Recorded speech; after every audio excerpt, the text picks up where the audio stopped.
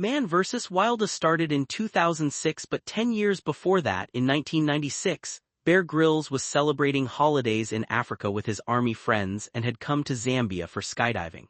Bear had a lot of experience in parachuting and many times from the plane.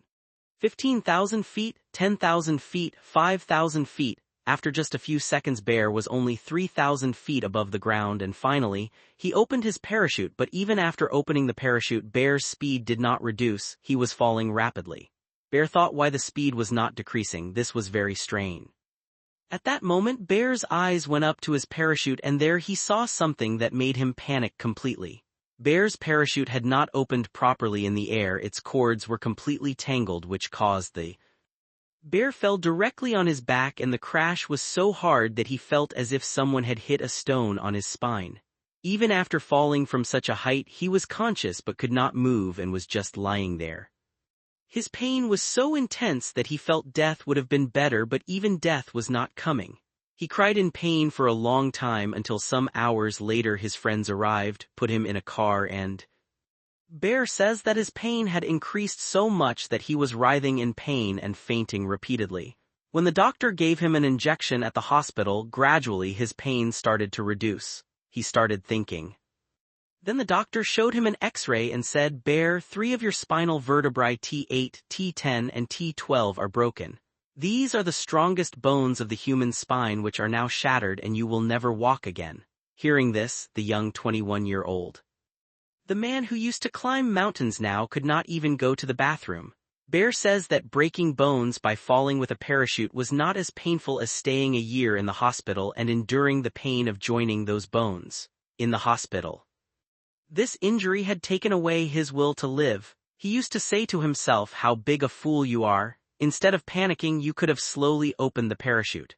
Bear kept repeating that scene in his mind and cried alone.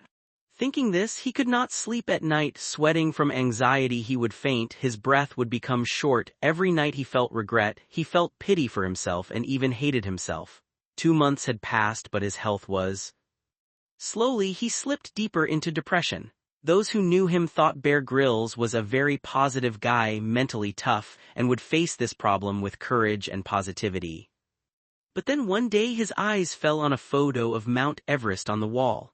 Bear says, "I had no idea that a small picture was going to change my life." Bear and his father always had a dream to climb Mount Everest. But at that time, even with metal braces on his spine, he got up from his bed somehow, stumbled to the photo, took it off the wall, looked at it for some time, and told himself that no matter what happens, I will not only stand on my feet again. This is what he told himself then, and thinking this, he fell asleep. This thought deeply settled in his subconscious mind, giving him courage and a new hope to live. The next day when he woke up, he felt his day. At this time, he understood the depth of this and felt the truth that I could have died in this accident. My hands, feet, head, or eyes could have been lost. But only 3 spinal bones were broken. I am alive, which means I am lucky. After this, he stopped worrying about what would happen in his life, whether he would be able to walk or not, whether he would work in the special forces or not. When his overthinking reduced, his mind found peace, then his stress and negativity also started to decrease.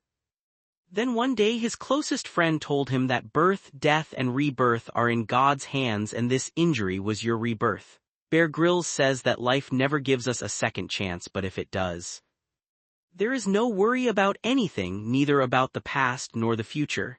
He again took the picture of Mount Everest in his hand and said loudly, "As soon as I get better, I will touch the summit of Mount Everest." He felt this. But his goal was very clear now. He had to recover quickly. After the 3rd month of the accident, the pain started to reduce. After 8 months, he was discharged from the hospital, and within a year he fully recovered. But doctors forbade him from training again in the special forces. Bear understood that with this injury he could no longer continue in the army. So Bear resigned from the army, but now he had neither a job nor any source of income, even the trip to Mount Everest for which he had. For Bear, Mount Everest had now become a do-or-die mission. He was faced with 2 scenarios. First, if he successfully climbed it, he would not only become the youngest person from Britain to do so, but also Still, he chose to climb Mount Everest because he had nothing to lose and much to gain. The cost to go to Everest was almost 5 million rupees, and Bear did not have that much money. For the next month, he sent many letters to.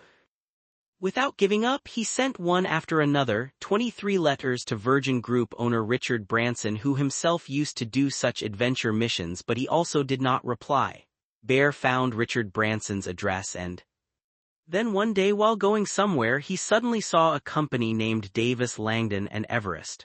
Without thinking much, Bear went to the office and told the secretary that he just wanted to speak to the CEO for 2 minutes. Please connect me. After hundreds of letters and rejections, finally Bear was ready to go to Everest, but his troubles were not over yet. Many challenges were still ahead. In 1996, due to bad weather, 8 people lost their lives on Everest. In April 1998, Bear started climbing Everest for the first time with his teammates. Then the snow beneath Bear suddenly made a sound, and when Bear looked down, the ground beneath his feet was slipping, and before this, Bear was falling, colliding with the walls of the crevasse on both sides, but then with a jolt, he stopped in the middle of the crevasse. Bear's body was attached to a thin rope which saved him from falling completely, but he did not have much. This time Bear used all his strength to support the walls of the crevasse with his legs, and with the help of the ice axe in his hand, he slowly climbed up. Bear was only 23 years old at this time, and this was the second time he narrowly escaped death. He felt it. After resting for a few days, as Bear started to recover, he got more bad news. In the next few days, a huge storm was coming over Everest, making climbing almost impossible at that time. Then they got news that Bear was very lucky. At the last moment the storm changed direction. They had 2 extra days. Are you ready? This could be their last chance. Bear said, yes, I am definitely ready.